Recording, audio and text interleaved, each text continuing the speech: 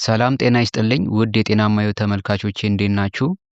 ዛሬ ስለ አንድ በንጥረ ነገር የበለጸገ ድንቅ ተክል እናወራለን። ይኸውም ፌጦ ነው። እንግዲህ ዛሬ ከፌጦ አስገራሚ ጥቅሞች መካከል 12ቱን እናያለን። ይህን ጠቃሚ ቪዲዮ ለወዳጆቻችሁ ሼር በማድረግ ሌሎችንም አሳውቁ እላለሁ።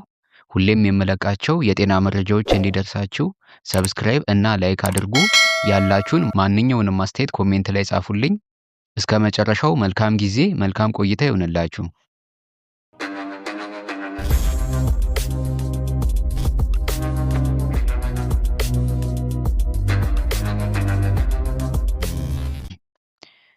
ፌጦ ዝቅተኛ የካሎሪ ይዘት ያለው ሲሆን እንደ ቫይታሚን ኤ፣ ቫይታሚን ሲ እንዲሁም ኦሜጋ 3 ፋቲ አሲድ ያሉ ጠቃሚ ንጥረ ነገሮችን ይዟል።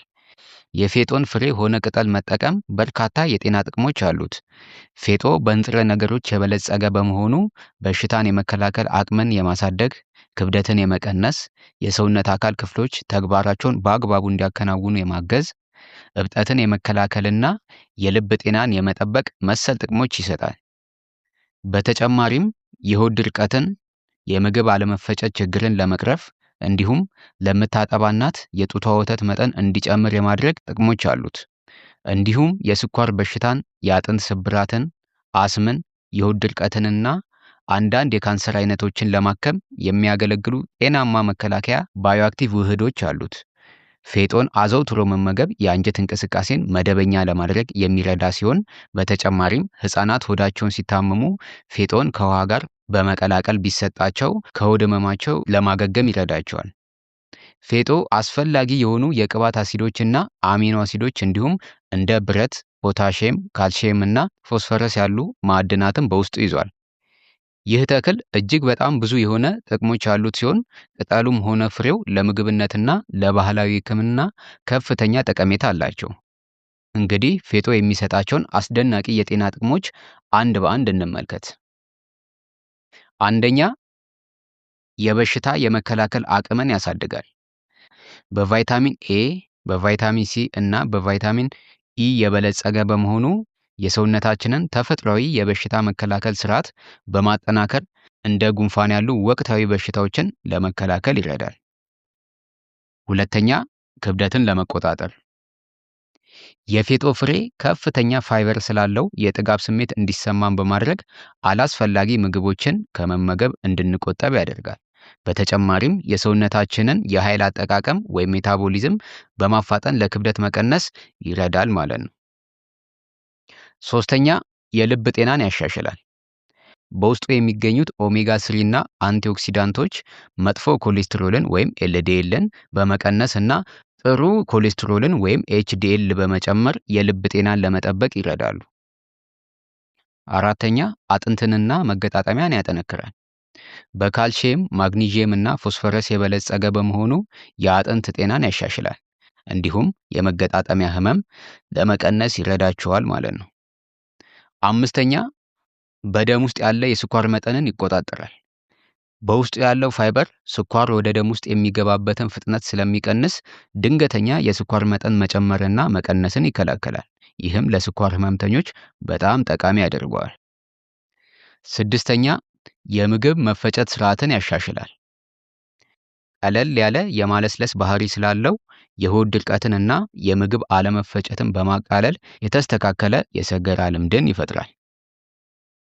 ሰባተኛ፣ ለመተንፈሻ አካላት ጤና በተለምዶ እንደ አስም፣ ብሮንካይተስ እና ሳል ያሉ የመተንፈሻ አካላት ችግሮችን ለማስታገስ ያገለግላል። አክታን ከሳምባ ለማስወገድም ሊረዳ ይችላል። ስምንተኛ፣ የወር አበባ ዑደትን ያስተካክላል። በፌጦ ፍሬ ውስጥ የሚገኙት ከሴቶች ሆርሞን ጋር ተመሳሳይነት ያላቸው ያልተስተካከለ የወር አበባ ዑደትን መደበኛ ለማድረግ ሊረዱ ይችላሉ። ዘጠነኛ፣ የማስታወስ ችሎታን ይጨምራል። በውስጡ የሚገኙት ጠቃሚ የቅባት አሲዶች የማስታወስ ችሎታን ለማሳደግ ይረዳሉ። ስለዚህ የማስታወስ ችግር የሚያጋጥማችሁ ከሆነ ፌጦ ጥሩ መፍትሄ ሊሆንላችሁ ይችላል ማለት ነው።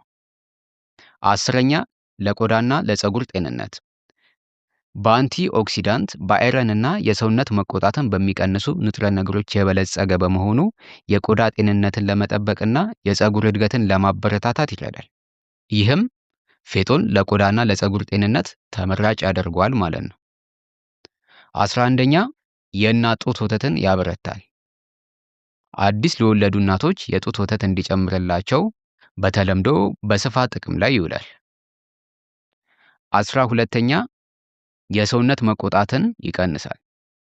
በውስጡ የሚገኙት ንጥረ ነገሮች የሰውነት መቆጣትን ወይም ኢንፍላሜሽንን ስለሚቀንሱ እንደ አርትራይተስ ወይም የቁርጥማት ህመም ያሉ ችግሮችን ለማስታገስ ሊረዳ ይችላል። በአጠቃላይ ፌጦ በባህላዊ ሕክምናና በዘመናዊ ጤና ውስጥ ከፍተኛ ቦታ ያለው ተፈጥሯዊ ተክል ነው። ከጥንት ጀምሮ ሰዎች ፌጦን ለመድኃኒትነትና ለጤና ጥበቃ መጠቀምን እየተለማመዱ መጥተዋል። ፌጦ በሰውነት ውስጥ የደም ስኳርን መጠን ለመቆጣጠር ይረዳል። ይህም በተለይ ዳያቤቲስ ላለባቸው ሰዎች ለጤናቸው ተጨማሪ ድጋፍ ይሆናል። እንዲሁም ፌጦ የመፈጨት ሂደትን በማሻሻል የሆድ ንፋስን፣ ጨጓራንና የሆድ ህመምን ለመቀነስ ይረዳል። በመደበኛነት በመጠቀም ለሆድ ህመም እና ምግብ በቀላሉ እንዲፈጭ ያግዛል። ፌጦ የደም ግፊትንና መጥፎ ኮሌስትሮልን ለመቀነስ ስለሚረዳ የልብ ጤናን ለመጠበቅ ትልቅ ሚና አለው። በተጨማሪም ፌጦ ለሚያጠቡ እናቶች የወተት ምርትን ለመጨመር ይረዳል። ይህም ለህፃኑ ጤና እጅግ አስፈላጊ ነው። በአጠቃላይ ፌጦ ደህንነቱ የተጠበቀ ቢሆንም የሚከተሉትን ነጥቦች ማወቅ አስፈላጊ ነው። በብዛት ከተወሰደ ፖታሺየም ከሰውነት እንዲወገድ ሊያደርግ ይችላል። ስለዚህ ፌጦን ስትጠቀሙ በመጠኑ መሆን አለበት። ሌላው የደም መርጋትን ሊያዘገይና የስኳር መጠንን ሊቀንስ ስለሚችል የደም ግፊት ወይም የስኳር መድኃኒት የሚወስዱ ከሆነ ወይም ከቀዶ ጥገና በፊት በጥንቃቄ መጠቀም ያስፈልጋል። ሌላው በውስጡ ፋይቴትና ኦክዛሌት ያሉ አንዳንድ ውህዶች ስለያዘ እንደ አይረን ወይም ብረት ያሉ ሌሎች ንጥረ ነገሮች ወደ ሰውነታችን እንዳይገቡ ሊያግዱ ይችላሉ። ስለዚህ ፌጦን በመጠኑ መውሰድ ወይም መጠቀም ይመከራል። በተለይ የንጥረ ነገር ወይም የኩላሊት ችግር ካለባችሁ ፌጦን በመጠኑ መውሰድ ይኖርባችኋል። እንግዲህ ተመልካቾቼ ማንኛውንም ምግብ ለሕክምና ዓላማ ከመጠቀሙ በፊት በተለይ የጤና ችግር ካለቦት ወይም መድኃኒት የሚወስዱ ከሆነ ከጤና ባለሙያ ጋር ወይም ሐኪሞትን ማማከር ሁልጊዜም ተገቢና አስፈላጊ ነው። እንግዲህ ውድ ተመልካቾቼ ዛሬ ስለ ፌጦ ጥሩ መረጃ እንደሰጠኋችሁ ተስፋ አደርጋለሁ። እናንተም ለወዳጆቻችሁ ሼር በማድረግ ሌሎችንም አሳውቁላለሁ። ሁሌም የምለቃቸው የጤና መረጃዎች እንዲደርሳችሁ ሰብስክራይብ እና ላይክ አድርጉ። ያላችሁን ማንኛውንም አስተያየት ኮሜንት ላይ ጻፉልኝ። በቀጣይ በሌላ የጤና መረጃ እስከምንገናኝ መልካም ጊዜ፣ መልካም ቆይታ ይሆንላችሁ።